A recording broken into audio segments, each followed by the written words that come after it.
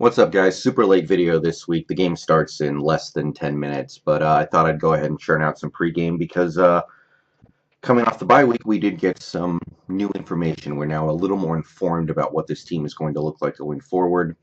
Um, some bad news here, and then there's also some good news. So real quick, I'll run it down real quick. The bad news is Luke Jokel's going to be out probably a month because of the minor knee surgery he had to have. They had to clean out a bunch of stuff. I was hoping he was only going to miss one game, maybe two. Looks like he's going to miss 3 or 4. And that puts the pressure back on a guy like Mark Lewinsky and Ethan Posick to perform. Mark Lewinsky played so bad in the first 2 games of the season that he got benched, and Ethan Posick hasn't been able to earn a starting job yet. Oh shit. God, I don't even know who I want to win that game now, actually. Cowboys, Niners. But I'm sorry. Anyway, so that's not great. Cliff Averill went on injured reserve. He could come back for the very end of the season, the last 2 games maybe, but I'm not counting on it. And importantly, right now, he's not going to be here. And finally, Jeremy Lane is going to be out at least one more game. I get the sense he's going to be back next week, but he's going to be out this week against the Giants. Good news is Michael Bennett is fine. Marcus Smith, Nazir Jones, they look like they're fine. CJ Prosise looks like he's a go this week. Quentin Jefferson looks like he's a go this week. So we got some guys back. We didn't get everybody back, and it wasn't all good news, but we can work with this. So we came out of the bye week with a better idea of what our team is going to look like. And I just wanted that clarity.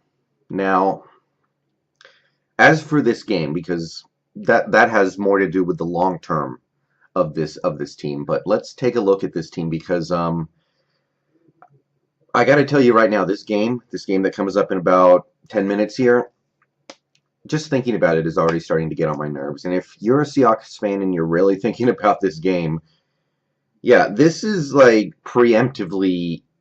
I'm preemptively getting pissed off because you can see it, right? If you really think about it, you can already see it. You watched the Giants play the Broncos on Sunday Night Football last week, probably. Maybe you missed a game, but you saw a little bit of a blueprint for a Giants team that had obviously been one of the worst teams in the league so far. They came out there, they played dominant defense against a offense that is challenged to move the ball from time to time. And offensively, they played it safe.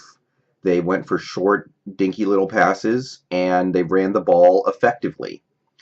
And in your mind right now, you know that you're already thinking, like, they could just do that to us the same way they did it to Denver. They went into Denver, basically beat the crap out of them, or at least it felt like it. I understand that the game really turned on the pick six and a couple of missed field goals, but it felt like an ass beating. And in your mind right now, as you're envisioning the way this game is going to go, you can see it.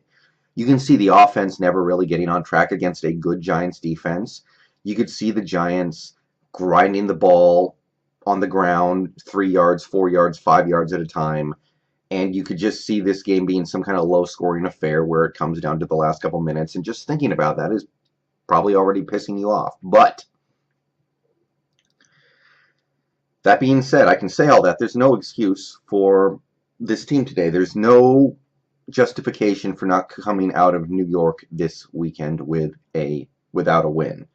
So, as for how we're going to do it, little bit of good news. The Giants looks like they're not going to have Sterling Shepard. They're not going to have Olivier Vernon. And realistically, without those 2 guys, you're talking about the worst wide receivers in the league, except for maybe the Ravens, and you're looking at a team that has their primary strength as a team severely weakened. Because, first of all, those wide receivers, I think the Giants' best wide receiver right now is Roger Lewis. So, yeah, that's a group of complete no-names, and you would completely, absolutely, 100% expect our secondary to just completely shut down that passing attack, except for maybe little dump-offs to backs and who's the Giants tight end? He was their first-round pick. God damn it. Can't remember his name. Whatever. But you guys know who I'm talking about. The tight end, pretty good. So you would completely expect to take that away. And because they're going to put so little pressure on your pass defense, you would expect the run defense to step up and control this game the way they controlled the game 2 weeks ago against the Rams. And as for our offense against their defense, that defensive line, it's not great.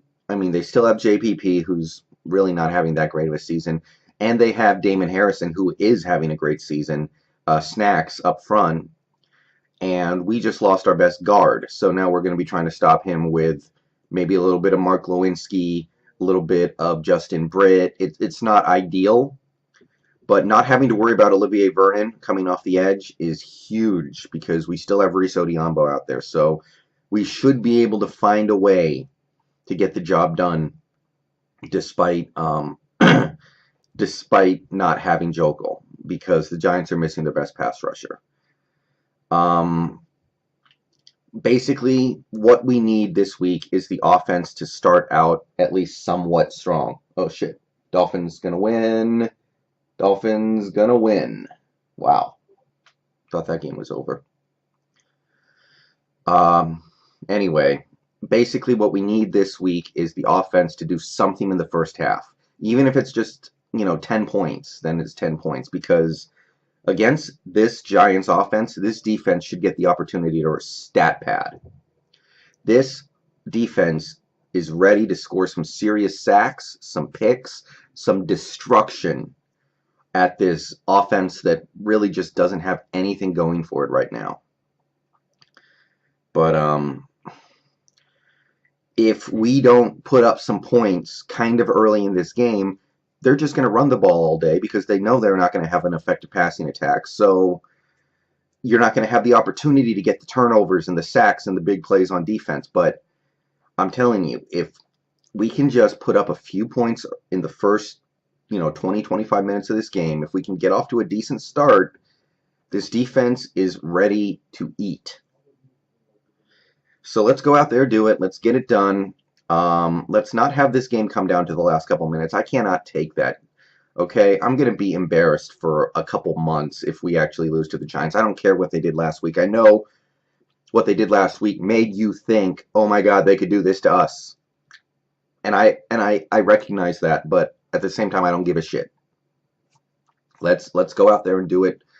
Game starts in like 2 minutes here, and we'll be in really good position moving forward, going into a couple of home games, but got to take care of this. So, Wilson, please don't chug a big bottle of NyQuil right before kickoff, because I swear to God you do that in most of these games, and we can't have it this week. We need to get off to a decent start, because we get off to a decent start, I believe this game will be over.